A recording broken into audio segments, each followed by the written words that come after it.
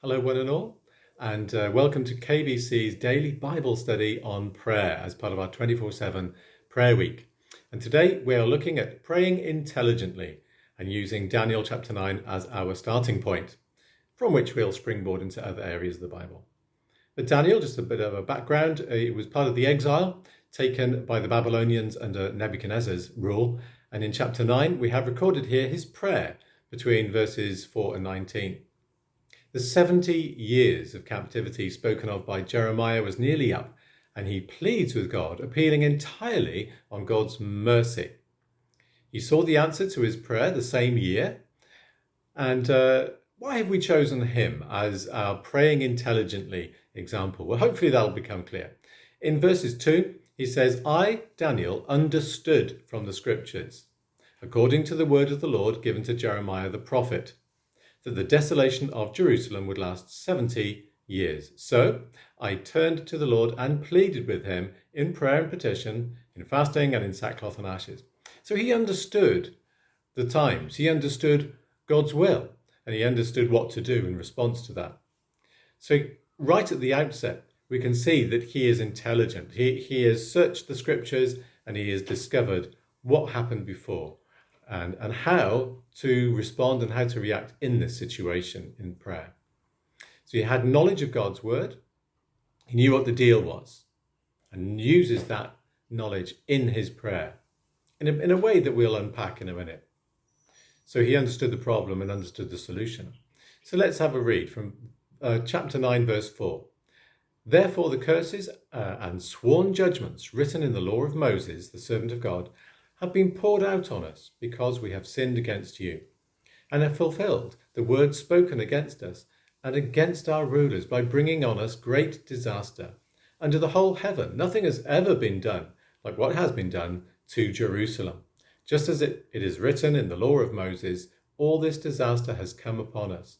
Yet we have not sought the favour of the Lord our God from turning from our sins and giving attention to your truth.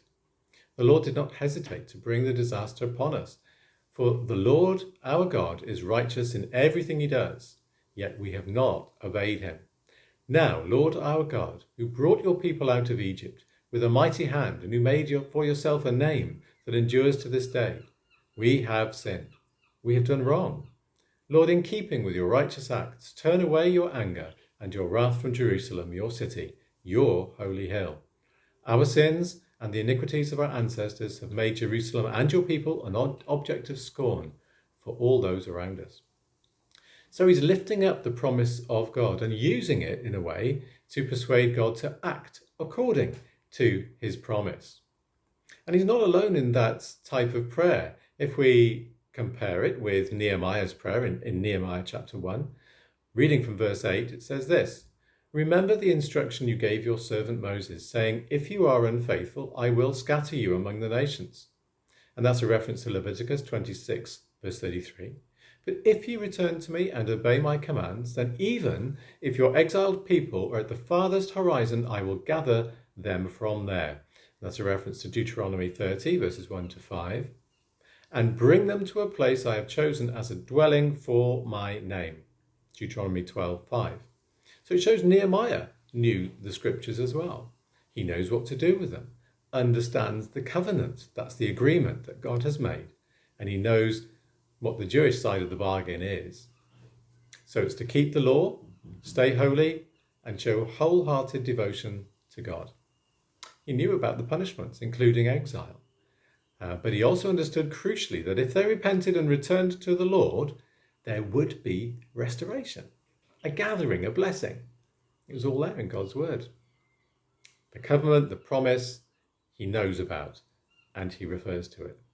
So he comes to God in prayer, informed, armed with these scriptures, if you like. So that when he prays, he's not just knocking on the door and running away. He understands God's mind and says, Here it is, Lord. You said this. If we do that, then this should happen. He's arguing his case, not in an irreverent way, but neither in an ineffectual way or a timid way. He is assertive, and God responds. There is power in the prayer. It's an interesting process because there's the promise, but it still needs kind of accepting or praying in or activating. taking hold of it and responding to it. Remember Elijah. In his case, he knew that he said it would rain or would not rain for 3 years. And when the 3 years was up, he thinks, 3 years is up, it's time. And God says to him, go and present yourself to Ahab, and I will send rain on the land. So Elijah went, presented himself to Ahab. That's 1 Kings 17. He has that kind of face-off with the prophets of Baal, remember? And then prays for rain. But why does he pray for rain? God has just told him that he's going to send the rain. He's claiming the promise. What Daniel, Elijah, and Nehemiah are doing is agreeing with God about what is said and activating that promise. Just as in the Lord's Prayer, it says, your will be done. So you understand what God's will is and pray it in. And there's a New Testament example of this process. The early church in Acts 4:23. Peter and John had just been arrested. They're questioned, and on their return, the church pray, and they quote from Exodus 20, verse 11, Psalm 146, verse 6, Psalm 2, verses 1 and 2. They ask for boldness and signs and wonders, and guess what? Their whole building shakes. In Proverbs 4, verses 20 to 22, it says this, my son, attend to my words, incline your ear to my sayings. Do not let them depart from your eyes, keep them in the midst of your heart, for they are life to those who find them. So what promises do we need to hang on to? Well, search the scriptures, find out what promises of God are there for you, and use them in your prayer. One that I use an awful lot is Philippians 4:4. It says, rejoice in the Lord always. I will say it again, rejoice. Let your gentleness be evident to all. The Lord is near.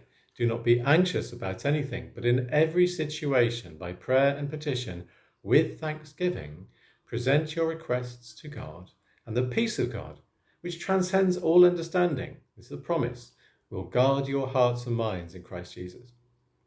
So there's the promise. What do we have to do to activate it? Do what it says. Rejoice. Come to God in prayer and rejoice. Praise and worship. Be gentle. Understand the Lord is near. Pray and ask God about the things that you are concerned about with thanksgiving.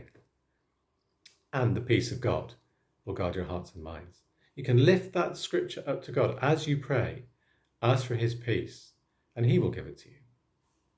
As a young Christian, I'd said the sinner's prayer, as we call it, becoming a Christian, but I'd said it many times, not really understanding when it kicked in, when it actually happened. And I doubted I was really a Christian until I realized there was a promise to be claimed.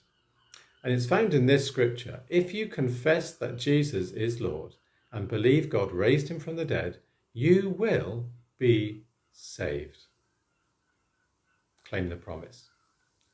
Daniel, Nehemiah, and Elijah, and the early church all knew how to pray intelligently, to activate the promises of God, to claim the promises of God, as found in the scriptures. So thanks for listening. Stay safe. God bless. Hope to see you very, very soon. Bye for now.